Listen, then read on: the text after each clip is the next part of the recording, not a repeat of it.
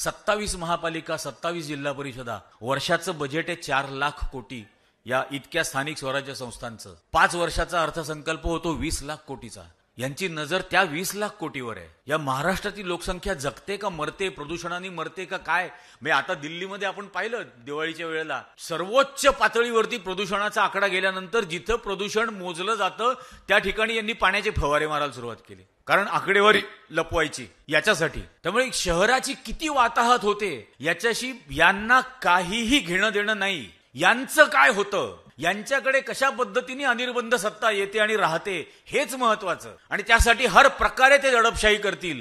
जनसुरक्षा कायदा, कालच्या कार्यक्रमात ATS वाले येऊन मला सांगतात की तुमचं प्रोफाइलिंग करायला सांगितलंय.